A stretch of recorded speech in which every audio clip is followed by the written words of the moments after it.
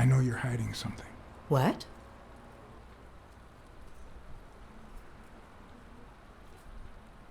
You know what? You're the only woman who ever called Dunn Joey, except his late wife.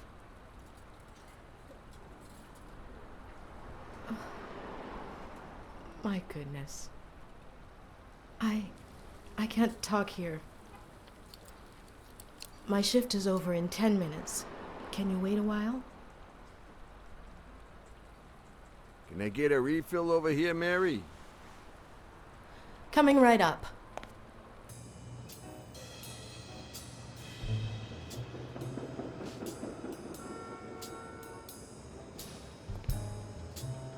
Mary Purnell, the angel Joe Dunn found in his golden years.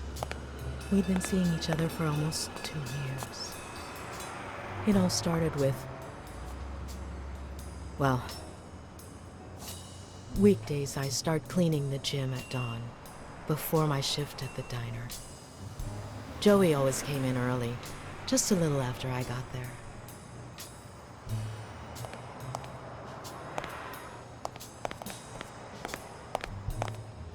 He used to say it was the best time for the worst task of the day. Oh, I know exactly what he meant. Did he help you clean?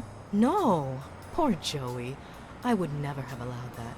He did more than enough, would even clean on my days off. Paperwork. He just hated it. But that was just him. Instead of putting off the things he couldn't stand, he did them as soon as possible. One morning, he saw me crying. I was having a rough day and...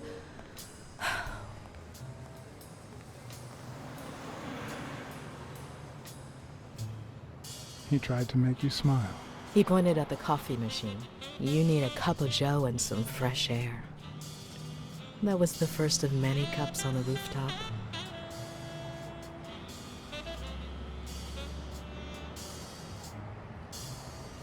Which is where you seduced him. I'm a decent woman, Mr. Blacksad. You might be too young to understand this, but real love has little to do with seduction. One day, we realized those rooftop coffees were the best part of our day. So we began to spend more time together. But you never told anyone. Why did you keep it secret? For Sonia's sake. She and Joey drifted apart after her mother's death. He was afraid that our relationship would only make matters worse. Until one day, on the rooftop, we realized just how serious our relationship was, and we decided to turn those moments into a lifetime. So he asked you to marry him? Yes, of course. He gave me the wedding ring, and we decided to tell the world. He said he needed to share that happiness with his little girl.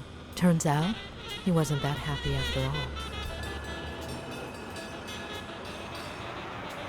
What about you? How did you feel about telling Sonia? Maybe you already noticed, I have a slight cold. I really should be heading home.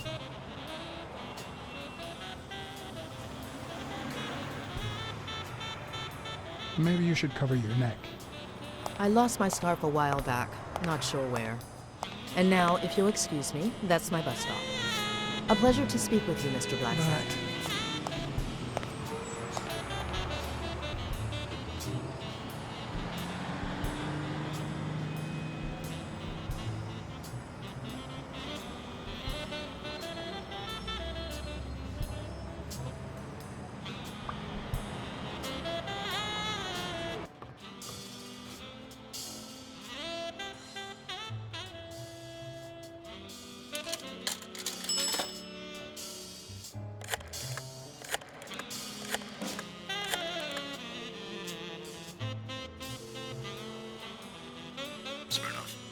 I think I have a new lead on the Dunn case.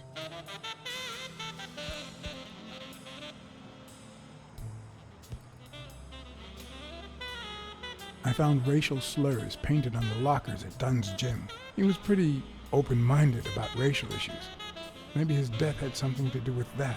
John, half of the crimes in this city have racial ramifications, unless you have solid proof that it wasn't suicide. My hands are tied. You're gonna like what I have to tell you about the Dunn case. Dunn and the gym's cleaning lady were about to get married. Great. Call What's News. They'll know what to do with such an incredibly interesting piece of information. The combination on Dunn's safe was her birthday. He even gave her a ring. You know, your typical suicidal bliss. Okay, I'm still not convinced, but I might have something for you.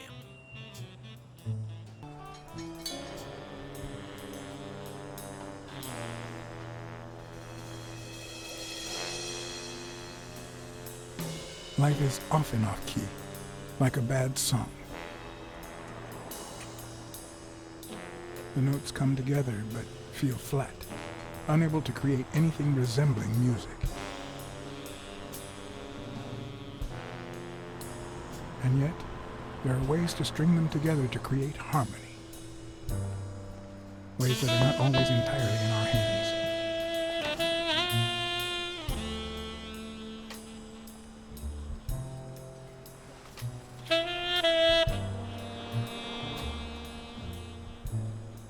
You look tired, John.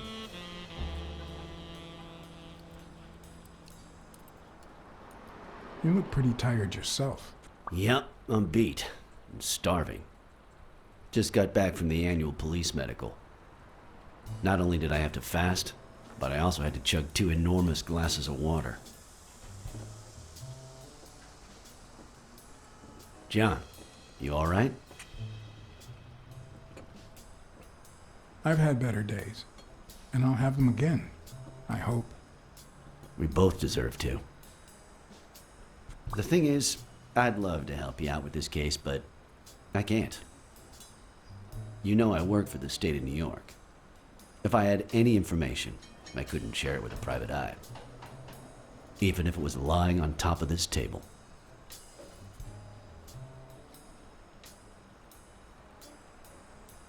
You said you were starving. Why don't you go to the counter and order something? Yeah, sure, good idea. If you'll excuse me.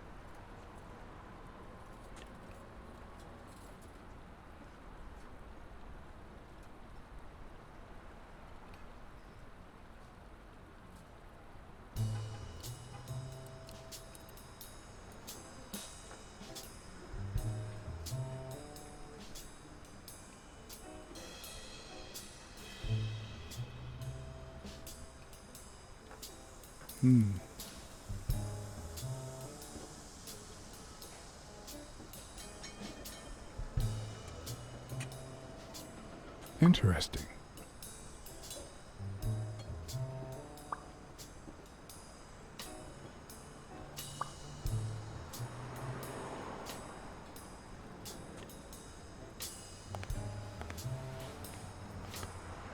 Now that I think of it, I better eat at home.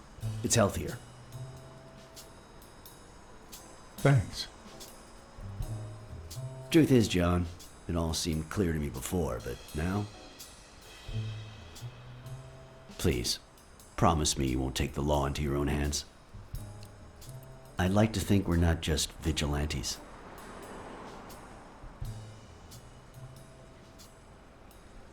I'll try, but sometimes there's no alternative.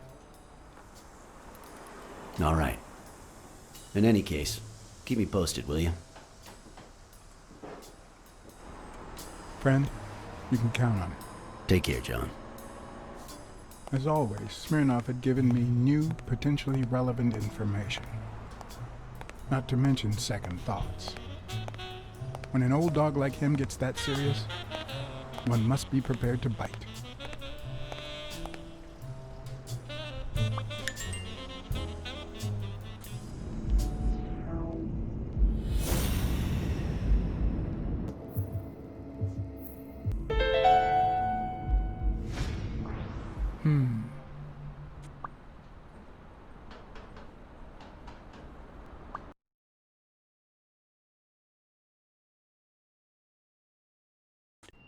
I'm much taller than Dunn, and I can barely reach the noose.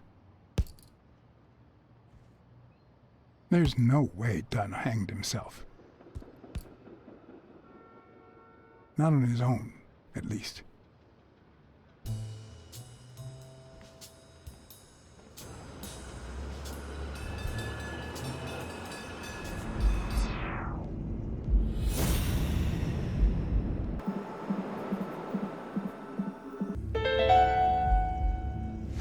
Bobby, I don't know if you had a motive to kill Dunn, but you certainly had the murder weapon.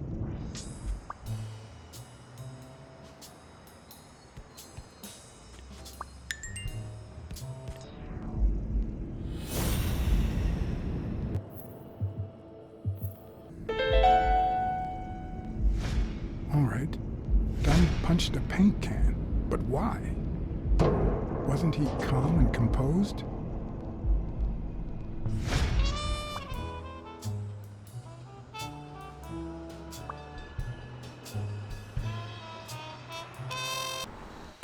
Just turned off the grill. You all got about 25 seconds to order your last burger before it goes cold, you bastards! Hey, if it isn't Miss, I'm so sorry. Well, I'm sorry too, because we ran out of sissy menus.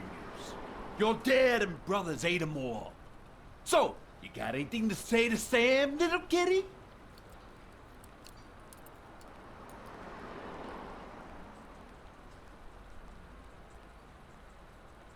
You see this fist? I used it to knock down a rhinoceros today. But you know what? I've got another one right here, and it's jealous of its twin.